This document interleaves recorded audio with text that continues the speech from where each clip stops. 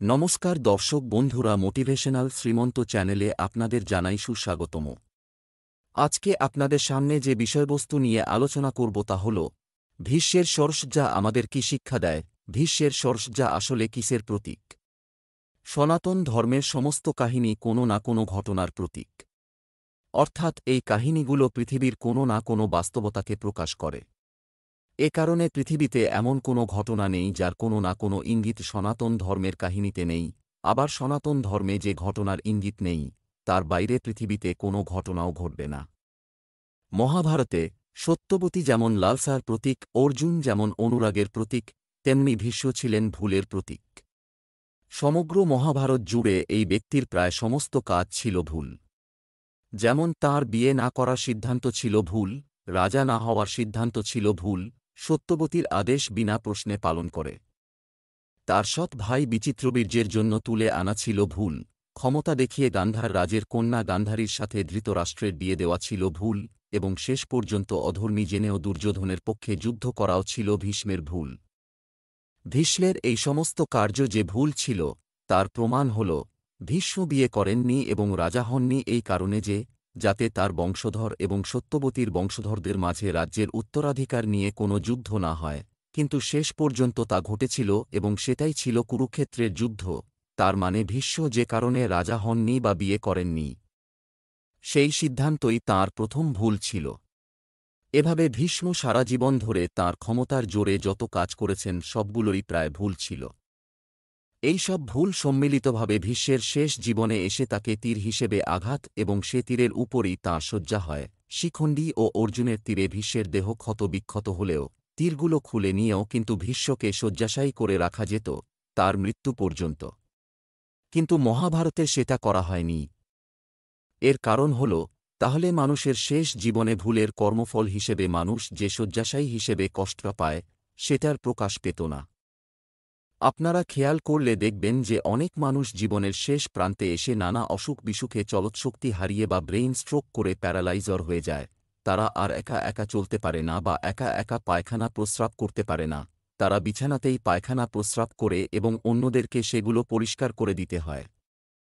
এদেরকে সব সময় বিছানায় শুয়ে থাকতে হয় এবং মৃত্যুর জন্য প্রতীক্ষা করতে হয়, যেভাবে উত্তরায়ণের নির্দিষ্ট সময় আসার জন্য মৃত্যুশয্যায় শুয়ে প্রতীক্ষা করতে হয়েছিল ভীষ্মকে।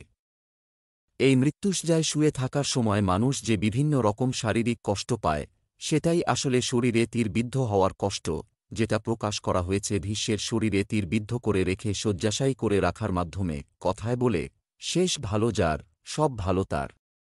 এই কথা আসলে বলা হয়েছে মানুষের জীবনের অন্তিম সময়কে উদ্দেশ্য করে। যে মানুষ ভালো মৃত্যুকে অতিক্রম করে, যার মৃত্যু হয় যন্ত্রণাহীন, মৃত্যুর পূর্বে যে ব্যক্তিকে শয্যাশায়ী হয়ে থাকতে হয় না, বিছানায় পায়খানা প্রস্রাবের মধ্যে থাকতে হয় না, নিজের খাওয়া বা ছোট খাটো কাজের জন্য যাকে অপরের উপর নির্ভর করতে হয় না, সেই ব্যক্তি অবশ্যই সৎ বা ভালো, এবং যেহেতু তার মৃত্যু হয়েছে ভালোভাবে সেহেতু সে সারা জীবন সৎ বা ভালো জীবন যাপন করেছে। সে কারণে এই কথা বলা হয়েছে যে শেষ ভালো যার সব ভালো তার। এর বিপরীতে যে ব্যক্তি মৃত্যুশয্যায় শুয়ে কষ্ট পায়, বিছানায় পায়খানা প্রস্রাবের মধ্যে থাকতে বাধ্য হয় এবং এভাবে যে মাসের পর মাস বা বছরের পর বছর ধরে ভুগতে থাকে, সেই ব্যক্তির জীবন যাপন বা বিশ্বাস যে অবশ্যই খারাপ ছিল এটা নিঃসন্দেহে বলা যায়। কারণ তার জীবন যাপনে যদি ভুল না থাকত সে কখনো মৃত্যুশয্যায় শুয়ে কষ্ট পেত না। যেহেতু তার শেষ জীবনে ভালো নয় সেহেতু সে ভালো ছিল না, এটা নিশ্চিত।